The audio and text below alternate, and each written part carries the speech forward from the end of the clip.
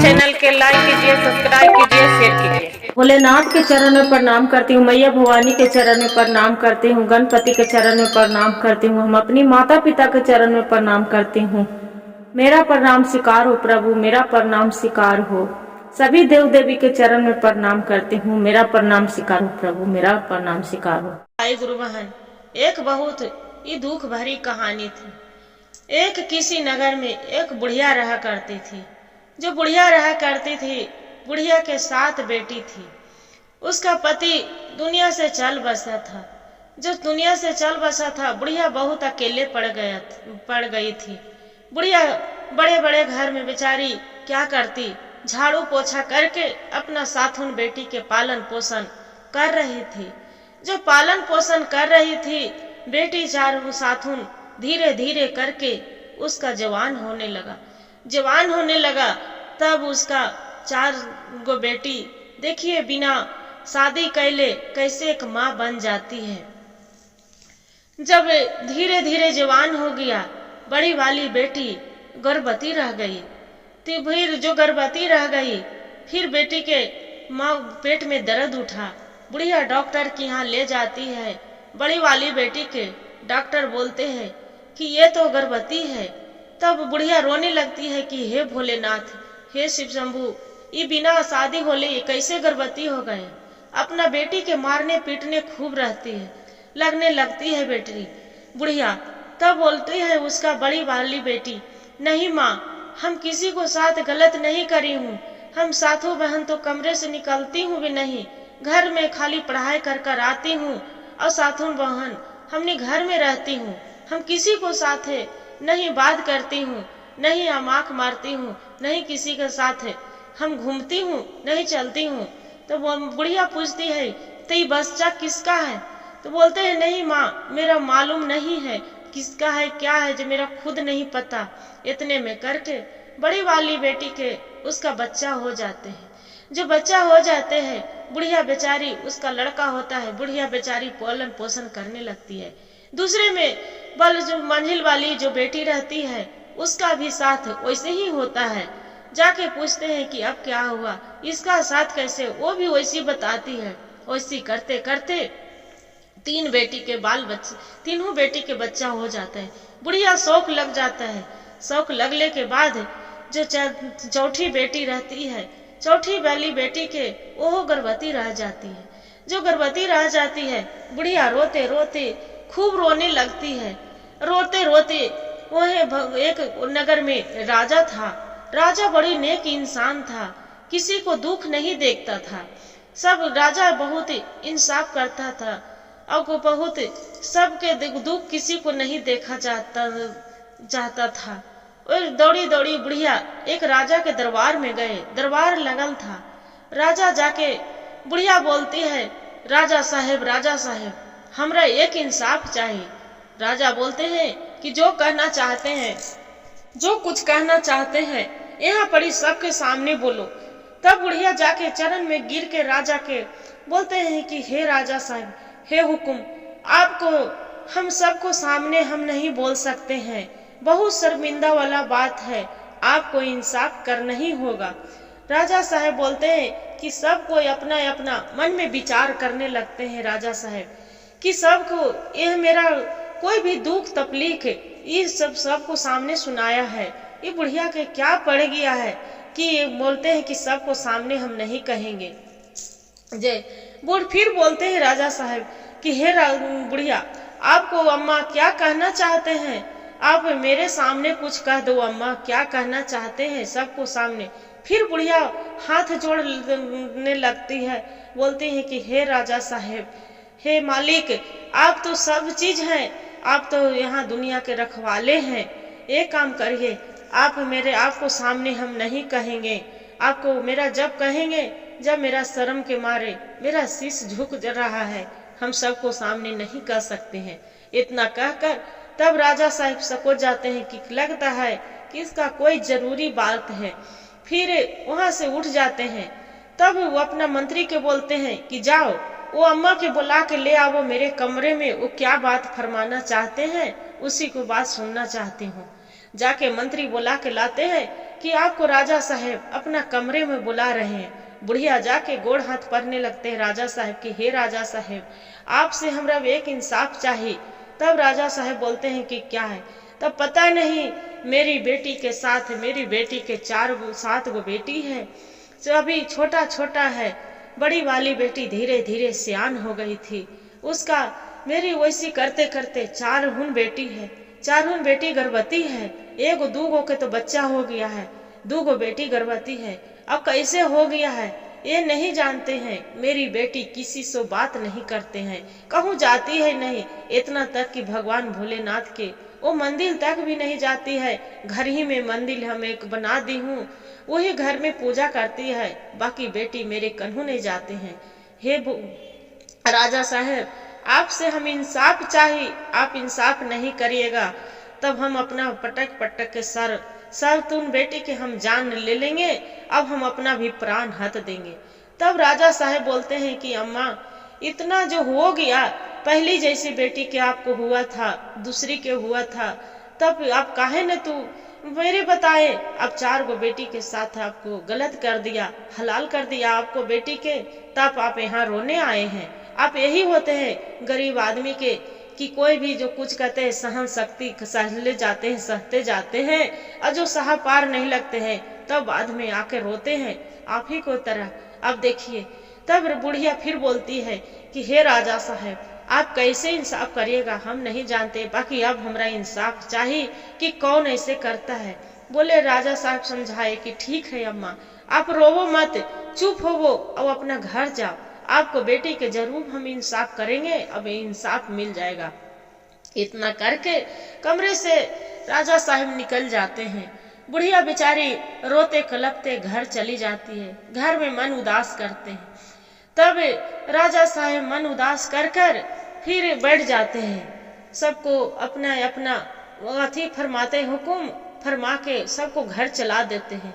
तब मंत्री बोलते हैं कि राजा साहब क्या बात हो गया, क्या अम्मा बुढ़िया अम्मा ने क्या आपसे कह दिए जे आप इतना उदास हो गए। तब बोलता है राजा साहब बोलते हैं कि क्या कहें मंत्री जी, हम भगवान अब भोलेनाथ है, दया दिखाएंगे, जैसा उसका बुढ़िया के साथ है बहुत अन्याय कर दिया है, उसका 4 बेटी के साथ 3 गो अभी अवकाश कुमार है, उसका साथ भी न कोई गलत कर दे, जे 4 बेटी 2 गो तो गर्भवती बच्चा हो गया है और 2 गो गर्भवती है, पता नहीं कौन उसका घर में जाके वैसे कर देता है, जे उसका पता करना चाहिए। तब मंत्री बोलता है कि राजा साहब आप चिंता न करिए, अब हमरा आप कोई एक हुकुम फरमाते हैं, आप मेरा जो बात पर आपको सहमत हैं तब अच्छा है। बोले कि ठीक है क्या कहना चाहते हो। तो राजा साहब यहाँ पड़ी कोई अगल बगल सुन लेगा तो चेत हो जाएगा, आपको हम कान में कहना चाहते हैं, अब अपना कमरे में चलिए। बोले कि ठीक है चलिए। राजा साहब अपना कमरे में चली जाते हैं।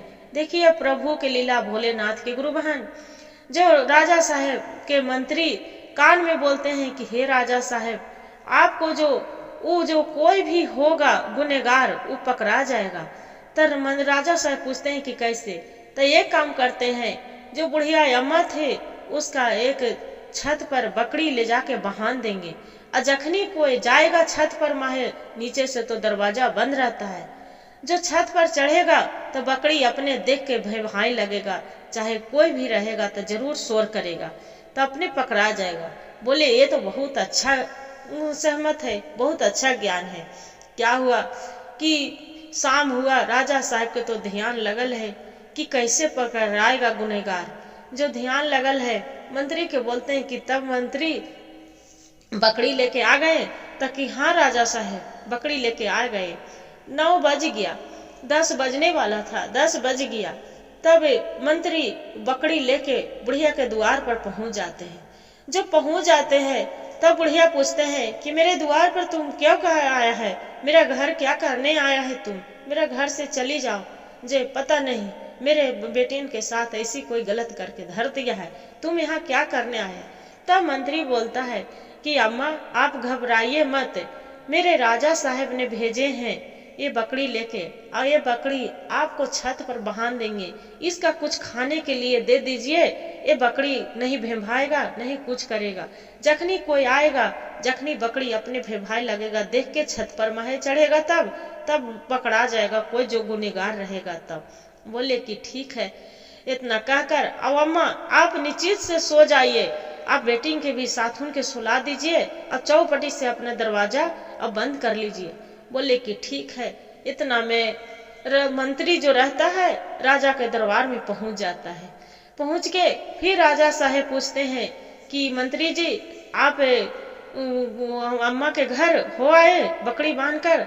तब कि हाँ राजा साहेब, बकरी छत पर बांध दिए हैं और अम्मा के बोल दिए हैं कि कुछ खाने के लिए दे दे बकरी की, काहे भेंभाए ना, किसी को पता न चल जाए।